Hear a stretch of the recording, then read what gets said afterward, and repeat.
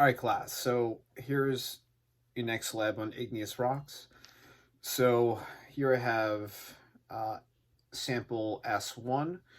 Now, sample S1 comes in two different colors. One is pink, and the other one is whitish gray.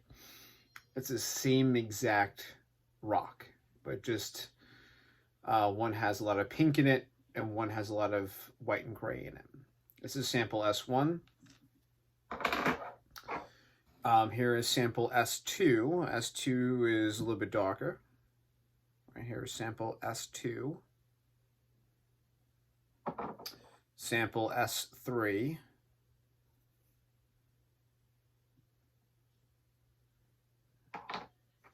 Sample S4.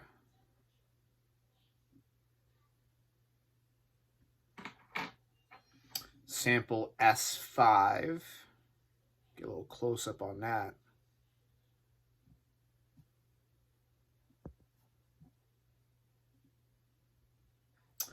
Sample S6.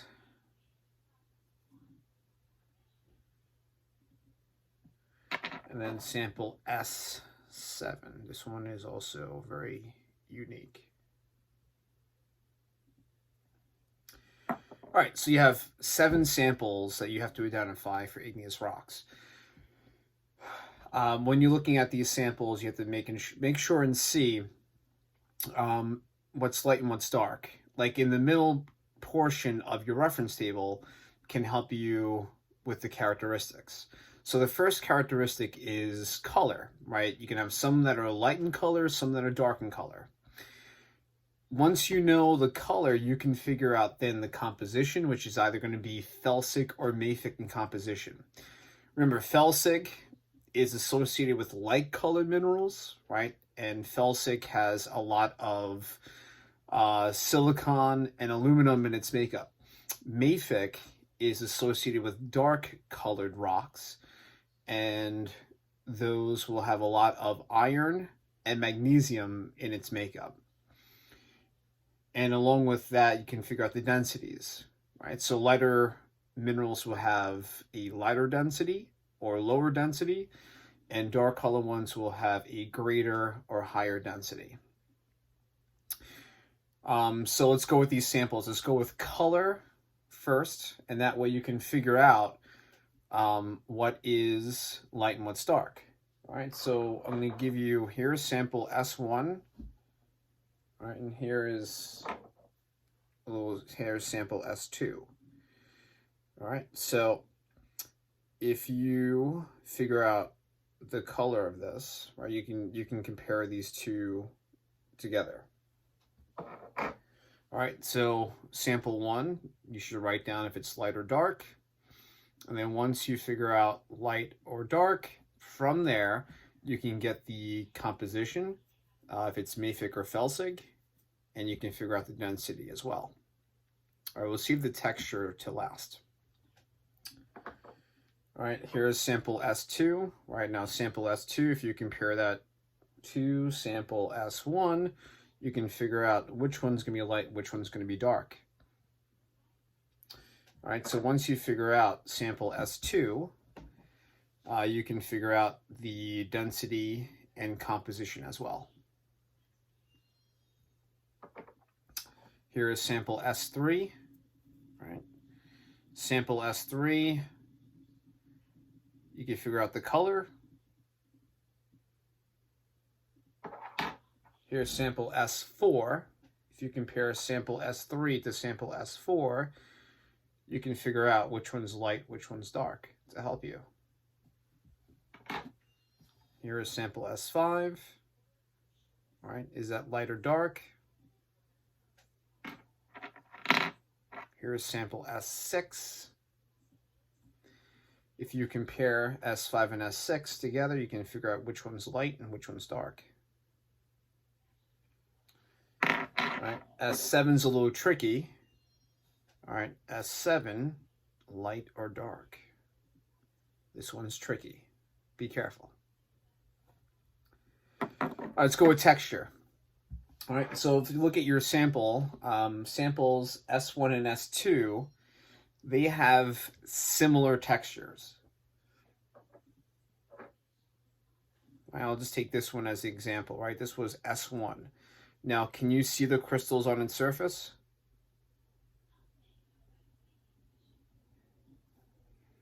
If you can, right, we can figure out if it's a fine crystal size or a coarse crystal size. All right, so can you see them with your naked eye? You can figure out then if it's fine or coarse.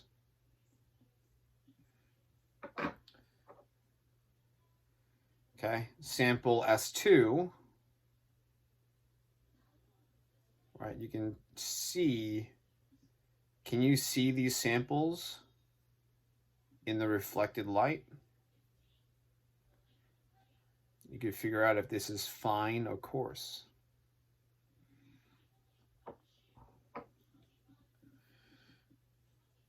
Now, if you compare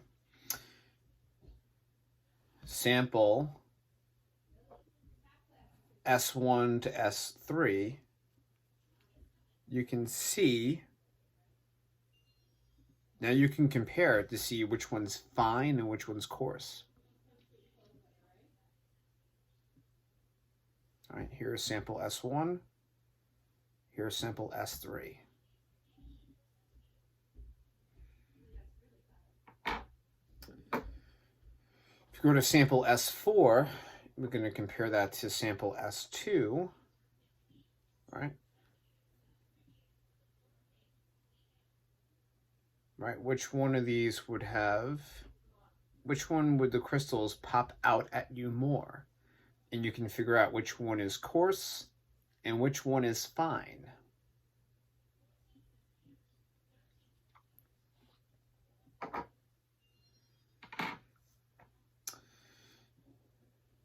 All right, now samples S5 and S6,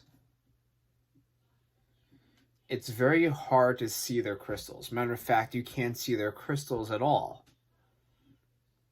On that alone, you can figure out what the crystal size should be.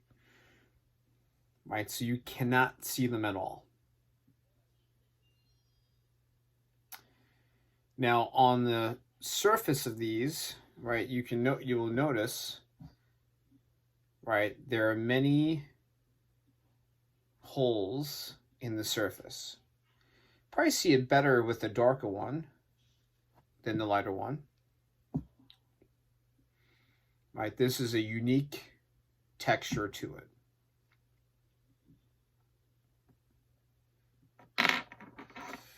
Last one is sample S7, right? S7 is quite unique because if you break the sample, right, you would have minerals like potassium feldspar, quartz, plagioclase feldspar, biotite, and amphibole in its makeup. All right, I want to give it away, but use those minerals to help you figure out what the true color of this sample is. As well, we cannot see any minerals on the surface or any crystals on the surface, right? That way you can figure out what texture this should be.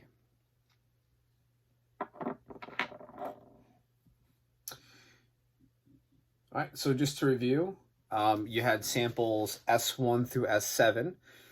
S1 and 2 are similar in texture. S3 and S4, right, is similar in texture.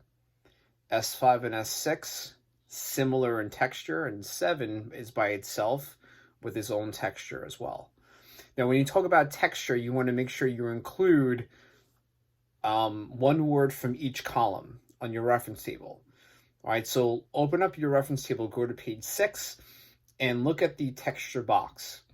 On the left side, right, you're going to see the words. You'll see glassy, fine, coarse, and very coarse. So you have to use one of those words and pair it with a word that's on the right part of that column, which is either vesicular or non-vesicular.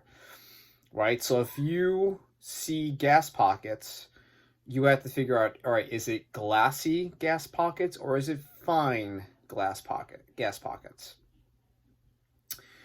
You know, if you deem it to be non-vesicular, all right, well, is it glassy non-vesicular? Is it going to be coarse non-vesicular, or is it going to be very coarse non-vesicular? Right, so you want to pair up your texture words with the word on the left, with glassy, fine, coarse, and very coarse, with the word vesicular or non-vesicular. Right, that's how you pair up your textures.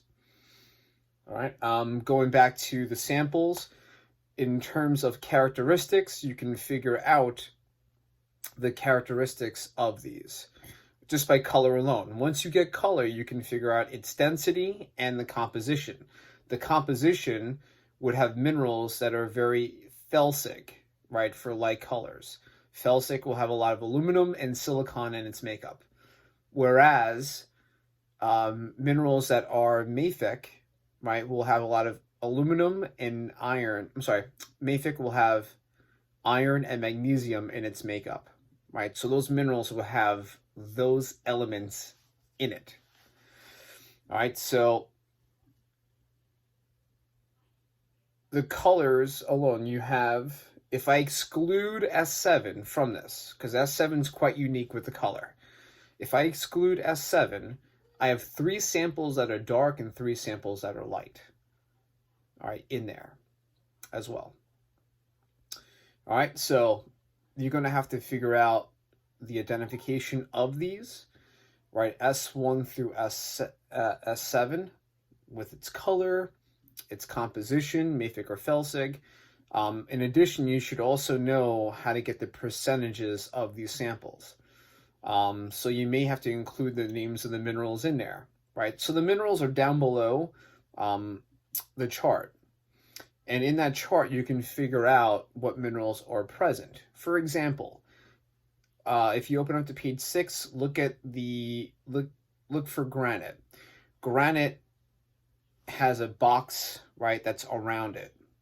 You want to take that box and bring it straight down to the bottom, and you can figure out all the minerals. And there are 5 minerals that make up granite. As an example, we have potassium feldspar, we have quartz, we have plagioclase feldspar, we have biotite and amphibole. All those are 5 minerals that make up granite. Other examples, like for instance, peridotite. Peridotite only contains 2 minerals. So you're going to find that little box or that little rectangle of peridotite. You take that straight down, right, on page 6, and you notice it has olivine and pyroxene in its makeup. All right, so you can take any rock sample, find the area, one extent to the other extent, bring it down to get all the minerals that are in there. Sometimes there are trace minerals in there. Like, for instance, obsidian may have trace amounts of pyroxene in its makeup. All right, you'll have some questions to answer. All right, and if you have any questions or concerns, please email me, and I'd be glad to help. All right, have a good day, and speak to you soon.